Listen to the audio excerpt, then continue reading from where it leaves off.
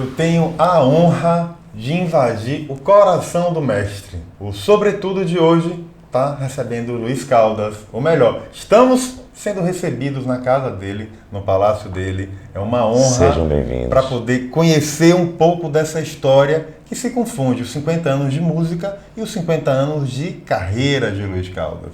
Eu acho que a gente não pode começar melhor esse programa tentando entender um pouco da diferença desses 50 na vida de Luiz. 50 anos de música ou 50 anos de carreira? A diferença há uma diferença. Nessa longa trajetória? Isso. Há uma diferença, sim. São 50 anos de música.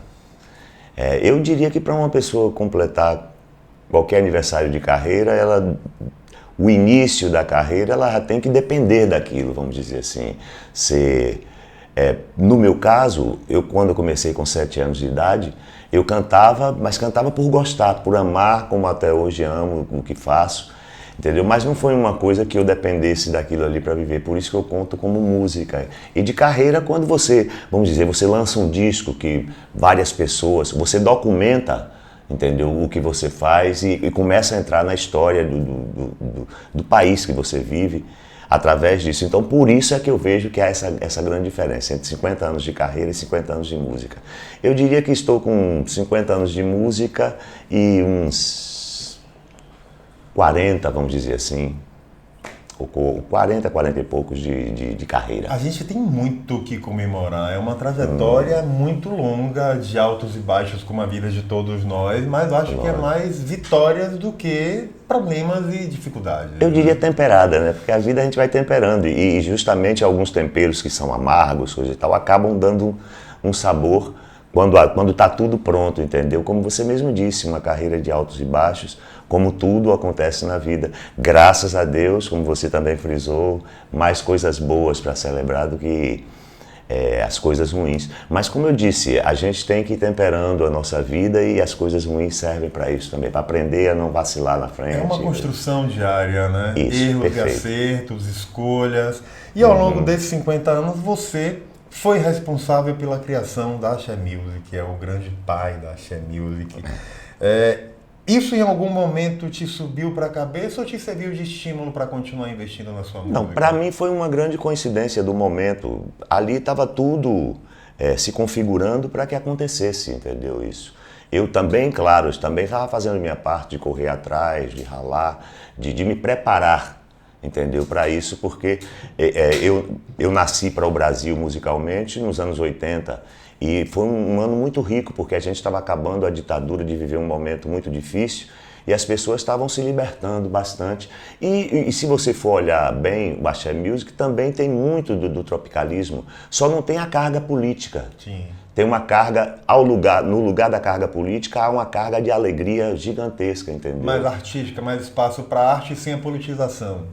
Eu não diria mais artística, porque os caras também foram divinos, mas eu diria assim, mais livre. Sim. E por ter essa liberdade, muita gente pôde fazer o que bem entendesse da sua carreira. E eu me sinto muito feliz em ter sido o precursor disso, em dar o start para que isso acontecesse, mas não foi nada que mudasse minha carreira, tanto que eu estou seguindo sempre, porque é para frente que se anda. A gente vai saber detalhes do que está sendo feito hoje por Luiz, mas não dá para a gente estar no coração, no seu estúdio, e não ouvir um pouco da música que mais te marcou nessa fase, que é tão importante para o estado e para o contexto da música local como um todo, né? Tudo basicamente para o Brasil, os olhos de todo mundo foram virados para a nossa cena musical pós-tropicalismo, vamos dizer assim, foi através dessa música realmente.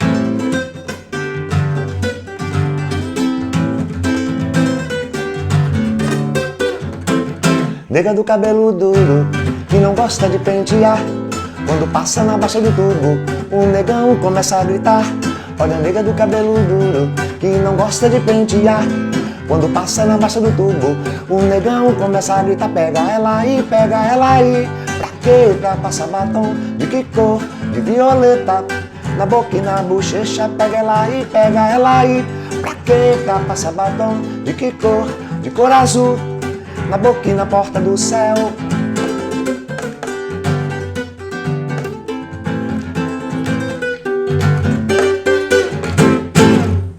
que eu já dancei, eu já cantei demais ao som dessa música. Agora, Luiz iria fazer uma composição como essa hoje, nos tempos do politicamente correto e de tanto cerceamento que existe para o que é feito, para o que é escrito e para o que é levado de composição para... Eu faria uma canção assim, com certeza, mas não com essa letra.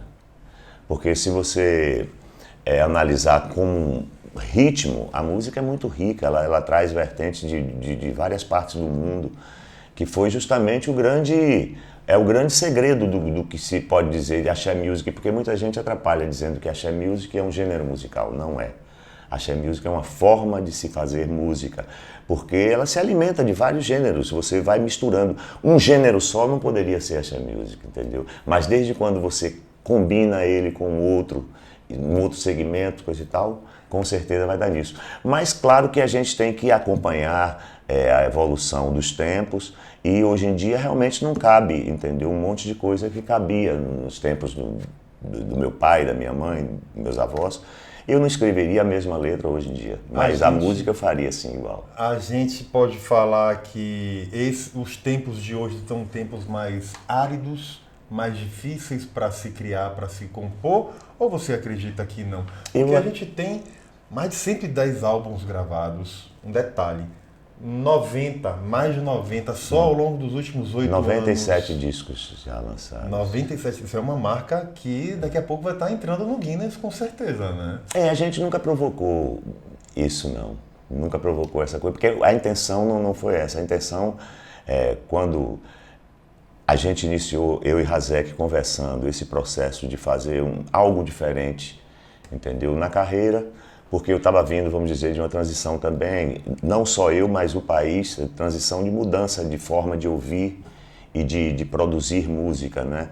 Hoje em dia você vê, basicamente não tem uma loja de discos, você vai encontrar sebos onde vendem para colecionadores, mas como grande comércio não, e a forma também, as plataformas digitais pegaram esse lugar, entendeu?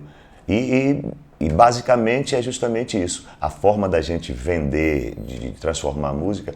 E aí foi nesse papo que a gente pensou em fazer justamente isso, o que hoje é uma coisa até normal, vamos dizer, para a maior parte das pessoas, mas há muito tempo que a gente criou um lugar, um site, como se fosse uma gravadora nossa mesmo. E aí você produz um disco, um álbum por mês? Por mês. Tem axé, tem rock, tem pagode, tem forró... Tem todos os estilos musicais. Eu diria que a gente não flerta com o que é muito popularesco quando eu digo no lado comercial. Porque há uma repetição de fórmula que eu acho isso, de uma certa forma, muito ruim para a nossa música. A música é como a matemática, é infinita, entendeu? São 7 notas que todo mundo conhece, essas notas, que com elas você pode fazer uma infinidade de coisas. Então você ficar batendo na mesma tecla só porque aquilo ali vende, coisa e tal. Então esse formato de trabalho não é bem o que a gente... O que é que te inspira, o que é que inspira o nosso poeta César Razek, que é parceiro seu nesse projeto? O que mais inspira a gente são os desafios. Os desafios que eu digo são os bons desafios de procurar, de estudar, porque ele é muito estudioso na área dele, eu sou bastante na minha área também. E muitas vezes nós sentamos assim, vamos fazer algo que é muito difícil, como o disco Nhanhangara Requetaba, que é um disco que nós fizemos todo na língua tupi. Não tem uma palavra em português o disco, então esse foi um dos grandes desafios que nós fizemos. Já começou com Melosofia, né, que é um disco belíssimo. Nós escolhemos 10 filósofos, ele escreveu e eu compus as músicas. É um disco muito bom também, que chegou a virar um DVD super legal. Então, ou seja, esse tipo de desafio é que nos move mesmo, entendeu? De fazer algo que ainda não foi feito. É um verdadeiro inventário musical de uma geração. Também há essa preocupação porque não deixa de ser, vamos dizer, uma biblioteca musical onde muita gente nova não presta muita atenção na história musical do nosso país e esquece que existem milhares de ritmos, entendeu? Se você for a Santo Amaro mesmo, o tanto de chula e derivados que tem daquilo ali. Se você for a Pernambuco, você vai ver caboclinho, você vai ver maracatu. Então o país é muito rico com a sua própria cultura e a maior parte das pessoas não se dão conta disso. Então isso tende a fazer com que alguns estilos de música sejam com o tempo esquecidos.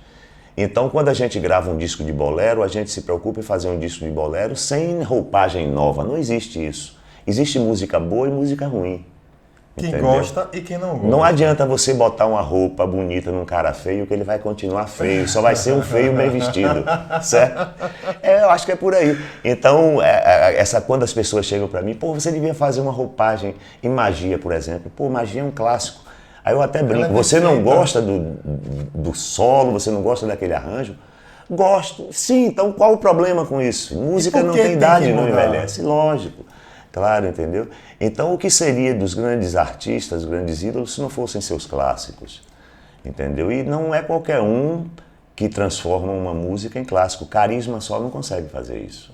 E você tem várias músicas ao longo de sua trajetória que viraram clássicos e que embalaram muita gente, que embalaram multidões. A sua relação com o carnaval mudou ao longo desse tempo? Porque a festa mudou. Isso é indiscutível, que a festa tem passado por processos constantes de... Eu cantei carnaval há 50 anos atrás.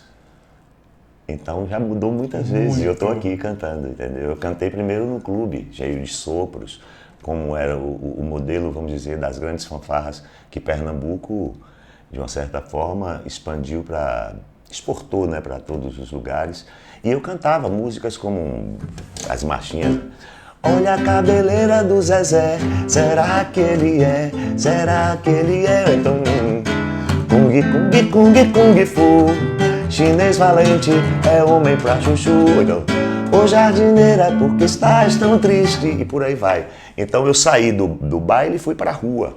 E mesmo assim, aos 16 anos, eu continuei com um pé no baile e um pé no trio elétrico, né? A transição não foi uma coisa assim, não houve uma ruptura abrupta, vamos dizer assim. É um processo natural que a própria população vai conduzindo o artista e a própria festa. E que eu precisava também, porque quando eu cheguei no trio elétrico era como vinho, ou melhor, como óleo, e o baile era como água, não se misturavam. O trio tinha uma música deles, que era o frevo, que é uma música pernambucana que era utilizada no trio. E eu adorava aquilo, e quando eu subi no trio, basicamente de 80 músicas que o trio tocasse, 60 poderia dizer que eram instrumentais, músicas instrumentais. E as outras cantadas, para você ver a força do instrumental que tinha no trio. E eu precisava fazer com que isso fosse modificado de uma certa forma, mas não como o Moraes e o Dodô e Asmar já vinha fazendo, com músicas cantadas e maravilhosas, mas era frevo ainda.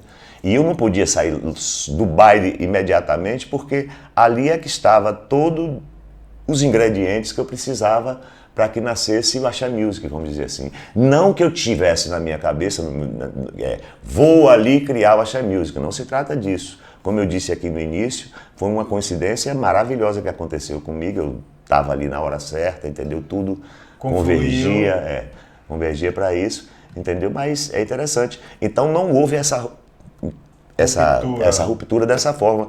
Então, para mim, o carnaval pode se modificar quantas e tantas vezes eu sou carnavalesco. E aí vai caber aos artistas... O que prestar, eu adapto à minha carreira, sim. O que for interessante. O que não for, vai ser coisa de carnaval. Quarta-feira de cinza, tchau. Tchau, esquece. A gente vive um processo de mudança, inclusive, do formato da festa hoje. Os grandes blocos estão deixando de sair. A gente percebe uma movimentação dos artistas ganhando espaço nas ruas através de trios independentes, com apoio do poder público, que dá um outro formato para o próprio carnaval, porque tira aquela pressão das cordas, empurrando as pessoas para as extremidades da festa. Isso democratiza mais o formato atual? Veja bem, há uma mudança muito grande ao longo do tempo, quando o carnaval vai se tornando um produto altamente rentável para o Estado.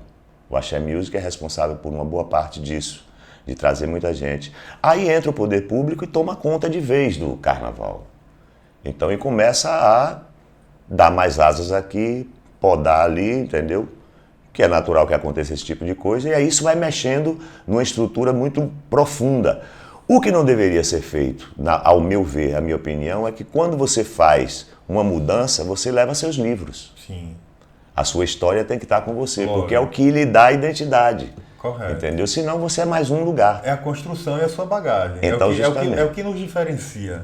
É o que nos diferencia. E o que aconteceu, ao meu ver, é que a preocupação ficou só do lado de visão comercial da coisa. O comércio é muito bom, mas não devemos matar o que nos dá um retorno legal, entendeu? Muitas vezes as pessoas não enxergam o que é que está trazendo aquele retorno. Acha que é o lugar ou o carnaval, não, mas para ele chegar a ser o que é, houve muita ralação. E nesse processo de construção, a gente tem um papel de destaque dos compositores. O que está acontecendo com os compositores da Bahia? Sumiram, deixaram de compor poesias e passaram a compor apenas o que é comercial e rentável? A gente vive uma entre-safra musical hoje, Luiz? Não. Não vivemos nesse ponto de vista. O que acontece, na minha opinião, é que é o seguinte, a nova geração não se preocupa mais com poesia.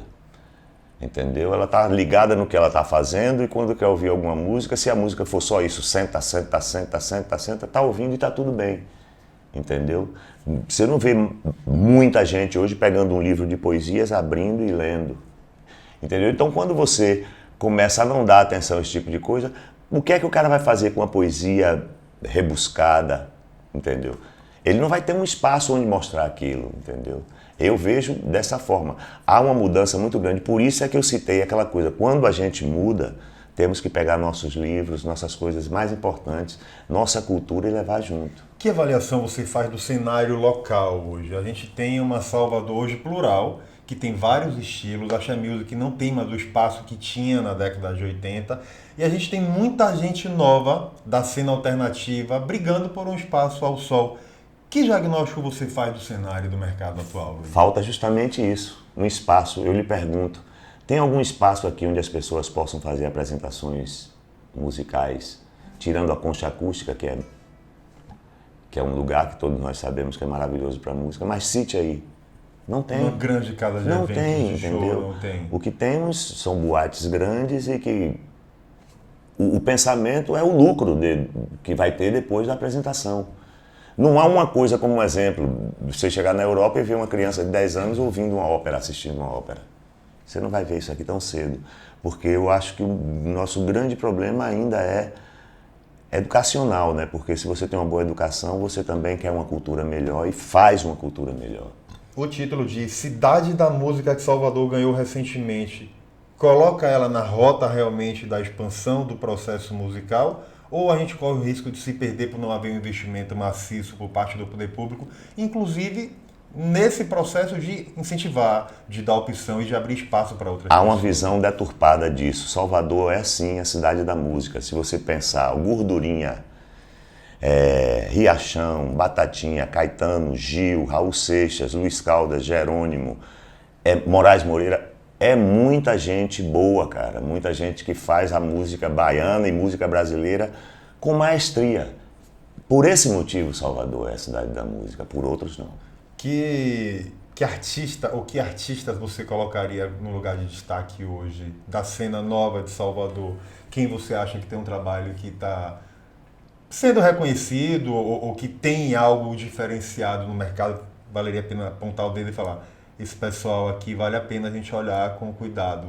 Não, tem muita gente fazendo um trabalho bonito, mas que vai sendo diluído, entendeu? Pela internet, pela rapidez com que as pessoas vão pegando. Eu não poderia citar diretamente agora, mas eu citaria os mais novos que vêm fazendo um trabalho bonito e segurando a peteca. O caso de Saulo, Baiana System. Que são nomes novos, mas que bebem da que não fonte. são tão novos, já vem ralando há muito tempo, mas que vieram a ter uma visibilidade maior não muito tempo atrás, entendeu? Muitos artistas da sua geração, onde começou o axé, ganharam muito dinheiro. Muitos contemporâneos viveram um cenário de muita abundância nos tempos áureos do axé, mas muitos foram boicotados por seus empresários e criticaram muito isso. Como você avalia essa relação entre empresário, entre artista e entre a música? Você que resolveu assumir sua carreira solo e a partir daí se empresariar e construir seu próprio processo. É como, vamos dizer, eu vou fazer uma metáfora aqui com isso, uma analogiazinha. É como se fosse um casamento, vamos dizer assim, um artista, uma produtora, um empresário. É como um casamento, você escolhe se vocês vão ser fiéis ou se vai viver um casamento aberto. O que é que eu quero dizer com isso? Desde quando você paga para aquela música sua tocar e virar sucesso, você está corrompendo um sistema, entendeu? Que não deveria ser assim. Isso eu chamaria de um casamento aberto. Uma hora vai dar errado, como deu. E um casamento que você coloca do lado e diz, olha, estamos passando fome, mas estamos juntos. Olha, a gente ficou rico, ficamos juntos. Esse vai para a vida toda. Você já sentiu na pele a dificuldade da falta de patrocínio? O mercado local é muito cruel nesse aspecto?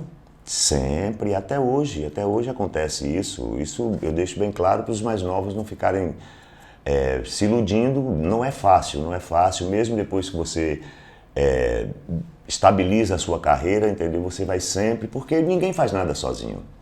Você vai depender sempre, principalmente no caso de música carnavalesca, que mexe com uma quantidade de gente muito maior do que qualquer outro estilo musical, entendeu? Então é ter paciência e não desistir, porque é difícil, mas é prazeroso quando a gente consegue. Algum dos vários compositores que passaram por sua vida, algum que você guarda um carinho especial e de uma música que você sempre gosta de levar para o palco quando você está se apresentando? Tem várias, né? É muito difícil essa pergunta. 50 anos de música é difícil você marcar, cravar uma. Um exemplo, eu colocaria, vamos dizer, Jorge Matos, que foi o cara, ele é meu parceiro de Amazonas, de Lá Vem o Guarda, de algumas canções que são muito importantes na minha carreira. E eu coloco nesse destaque pelo fato dele ser o cara que me pegou assim e disse, você quer cantar hoje comigo? Quando eu tinha 7 anos. Uau. Ele era amigo da família, é amigo da família até hoje, uma figura maravilhosa. Então, se ele não tivesse feito aquilo, poderia ser o melhor, seria tudo diferente, não seria como é, e eu gosto muito do resultado. Então, Jorge Matos, e ele tem uma música também junto comigo, minha dele de Jerônimo, que ela traz uma curiosidade que é maravilhosa. Se você for notar, Luiz Gonzaga foi um dos artistas mais gravados no Brasil. Mas todo mundo chamava ele para cantar uma música dele. Eu fui o único cara que ele cantou uma música minha. Ele veio pro meu disco cantar uma música minha mesmo, que é... No Igarapé, piscina do mar, pra se bronzear, pega a cor de canela. No Igarapé, piscina do mar, pra se bronzear, pega a cor de canela. Muito Seu bom. Luiz, o que é que o verão da Bahia, do Brasil, aguarda de Luiz Caldas, que está em festa com 50 anos de música? Pô, já comecei começou. O ensaio com o Moraes foi incrível. Dia primeiro, foi maravilhoso, o público muito bonito. É um público que eu acho que qualquer artista queria ter, porque é um público ávido por música, por poesia, entendeu? Fiel, com a sua essência, com a sua voz, com o seu ritmo. E pô, deu tudo certo. Moraes, com a genialidade dele e a obra dele, ele só precisa fazer uma introdução de violão e deixar que todo mundo canta. Que é maravilhoso. E inclusive ele abriu o show com uma música que ele fez para os meus 50 anos de música, né? Então foi muito legal, e dia 19 de janeiro vai ter outra edição, que é o dia do meu aniversário mesmo, é o dia onde eu vou completar 50 anos mesmo, que a música me escolheu e que eu a escolhi. Então vai ser muito legal, vou receber vários convidados que têm a ver com a minha história, entendeu? Não será uma coisa gratuita de escolher só para o... Tem que transformar isso logo no registro para um DVD, porque 50 anos isso e poeta. Mas o ano de 2020 todinho comemorarei, com certeza. Que ótimo, tem muito que comemorar realmente. Vou fazer um bate-pronto, perguntas rápidas, respostas rápidas. Já foi. Sertanejo ou pagode? Os dois. Tem espaço para tudo, né? Claro que sim, a diversidade é a que faz a coisa boa. Dinheiro ou liberdade artística? Liberdade artística. Pipoca, bloco ou camarote? Pipoca. Campo Grande, Barra ou Pelourinho? Gosto do Campo Grande. O que é que está acontecendo com o Campo Grande que deixou de ser o palco principal da festa? Não é isso. Quando você cria uma festa com muito mais grana, muito mais força em outro lugar, inevitavelmente você vai... O que é que deveria ser feito? Vamos fortalecer primeiro o estabelecido e depois a gente cresce. Mas não, cresceu os braços e deixou a cabecinha pequena, aí fica estranho. Uma das medidas que poderiam ser colocadas em prática era justamente transformar aquele circuito oficial do Campo Grande na grande vitrine da Bahia. Tudo passa por preservar, seja em qualquer coisa. seja em qualquer coisa. A gente tem uma identidade carnavalesca gigantesca. Se a gente não preservar, a gente vai ter um carnaval com DJs tocando em cima do trio só. E o carnaval não pode se transformar apenas... E outra coisa, o carnaval tem a guitarra baiana e os baianos, não por serem baianos, mas são os melhores músicos nessa área. A gente tem... Você já fez algum trabalho com algum DJ? Já teve algum trabalho seu? Já, sim. Relacionado a essa nova O vertente? Telefunk é maravilhoso, cara, gente finíssima, tem um trabalho bonito. Eu tenho alguns discos também, assim. Como eu te disse, eu não tenho preconceito com músicas, entendeu? Eu tenho um certo grilo com músicas que estão popularescas demais, justamente com o intuito de ganhar grana, coisa e tal, e daqui a 2 meses somem. E que isso acaba ofuscando o brilho e o trabalho Lógico. de quem tem que Mas eu acho que é o seguinte, carnaval é um trio elétrico. O trio elétrico tem que ter músicos de trio elétrico ali tocando. É um erro ou um acerto a Bahia ter essa pluralidade no carnaval, diferente de Recife, de Olinda, que mantém a exclusividade do frevo e do ritmo? Metade. Dá para buscar o equilíbrio? Claro que sim, tem que ter um equilíbrio. Porque a gente, como eu disse, o Axé Music, ele é vasto musicalmente, ele recebe todos os gêneros dentro dele. Isso a gente não poderia simplesmente chegar no trio também e não aceitar isso. Seria maravilhoso, mas sempre um artista nosso de trio elétrico convidando essa novidade, não o contrário. O baiano, seu anfitrião. Sempre, eu estou em minha casa, cara. Então, já que a gente está na sua casa, para finalizar nosso papo, primeiro agradecer demais, Luiz, por ter mais uma vez aberto o seu coração e a sua casa, o seu palácio para nos receber. Prazer todo meu. Sucesso, muito mais anos aí de história, porque eu quero dançar muito ainda ao som de Luiz Caldas. Venha sempre. Obrigado, prazer mais uma vez. E música pra gente Vamos terminar. encerrar então com a primeira música que eu gravei em trio elétrico, que é a primeira gravação da minha vida, no caso. Oxumala, meu pessoal, estamos aqui, como é que é? Curtindo uma legal, em pleno carnaval, dançando afoxé. No carnaval tem mina de trança, tem até índio curtindo de lança. No carnaval também pula axé no Zanzibar, alá Oxumalá. No carnaval qualquer um quer pular, alá meu Zanzibar, alô Oxumalá.